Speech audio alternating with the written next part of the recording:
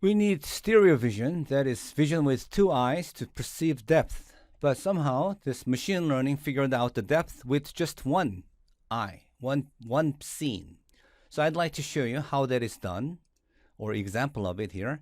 Please type Mathematica facial 3D reconstruction. And then you will go to this site here, facial 3D reconstruction. If you go down, then you will see this here.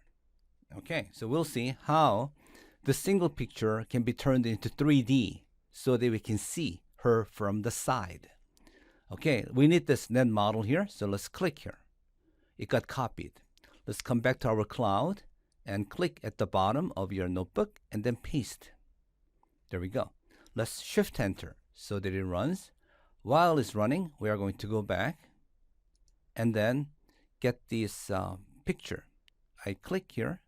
I got it. You could use your own picture too. I will do shift, paste it here at the end to get the face. Shift enter. So we have the face here. Should not have happened. What happened? This is blue. This should not have happened. Let me see it. I got rid of this. Shift enter. Is this extra space bothering? Shouldn't. Here we go. Was that the reason? No, it wasn't. I don't know what went wrong, but we have net. I didn't lose the number, and I didn't lose the number, so I have everything here. Okay, so what do we do with it? All the magic is happening in this net model here. There are many net models you can use. Let me take this opportunity to show you here. So you can do Wolfram neural net repository. This is the one. Here we go. Then if you go to the site there, then you will see many net models that people worked hard and trained so that you can just use it. Now you know how to use it. So the one that we are looking at here is Face 3D. So let me do Control F or Command F and then Face. Let's see. I got 11 matches here. So let me go take a look at each one. These are not the ones. 3D. Face align. Here, this is the one. Unguided volumetric regression for. Okay. So this is the one we are using. So let's see. It's called unguided volumetric regression. And that's what we are using here. So all the hard work went in there already. It got distilled with the training and all that is done. So we just got to use it. How? We are going to follow this instruction here to do this here. So we have the face and the net here. How do we use it? So here is how it's done. So I will copy this. Click here and come back and paste. Go to the bottom of your screen and paste it here. But don't run it yet. I'd like to show you how this works here. So net here is a function and face is a parameter. So that's what they're doing here. But let me squeeze in until the cursor becomes flat. Didn't. I want to go in between and here it became. Okay, there we go. So net bracket face is this. Face is the picture. If I do face here, I will just get the picture. When I do shift enter, that's the one.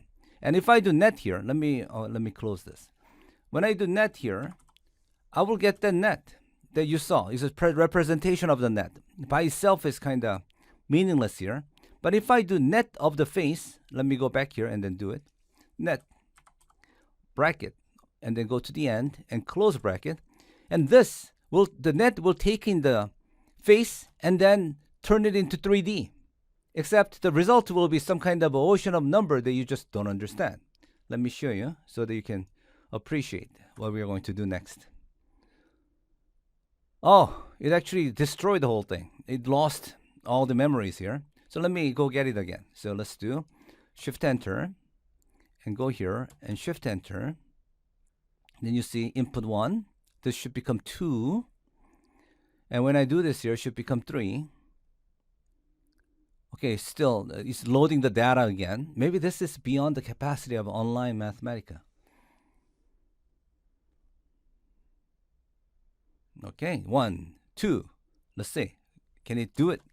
3. I got 3. But would it show the output is the question. It's just going to be an ocean of numbers. it lost everything. So the online one cannot handle it. So what I will do is I'm going to copy this and put it on my desktop one so that I can show you. And then I'm going to get this image here, copy and put it on my desktop one. And this one that I was going to show you, I will also copy and put it on my desktop one. Okay, so now here it is. So the net, shift enter, it will get the network. There we go. And I will have the face. The ocean of numbers that I've been talking about, net of face, is this.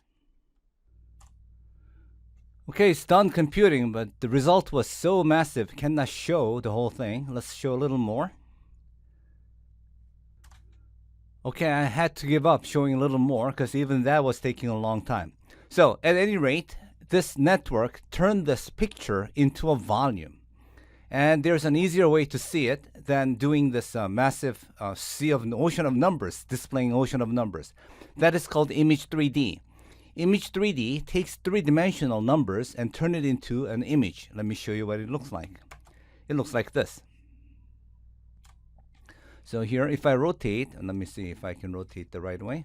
So when I rotate it the right way, then it's possible to see that this is a 3D image of this face.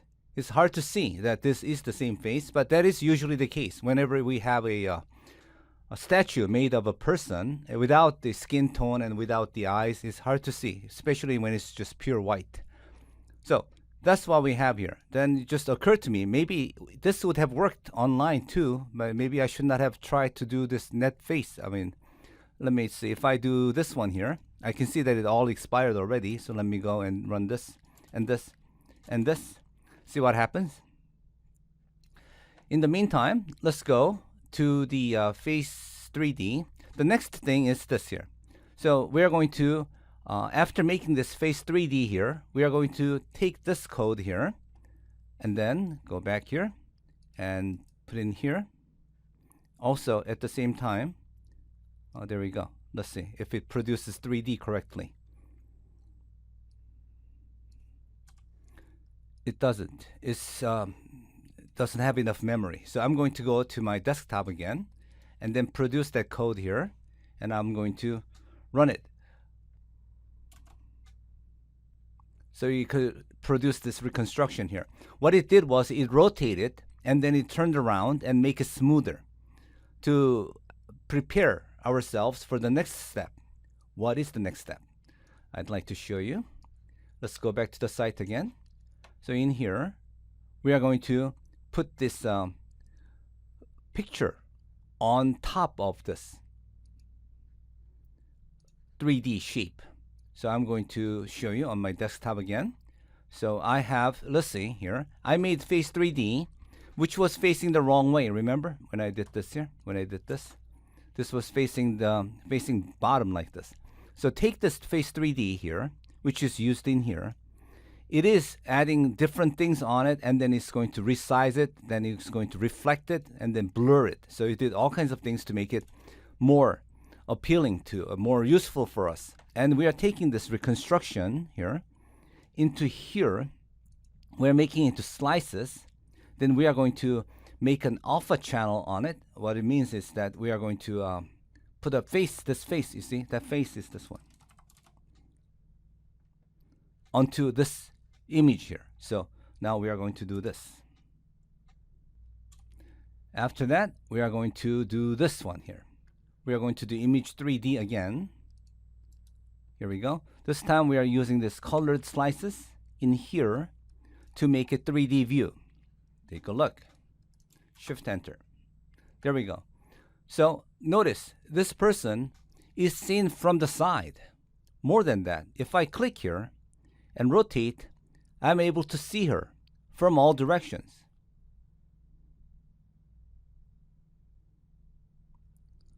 Nothing short of amazing, isn't it?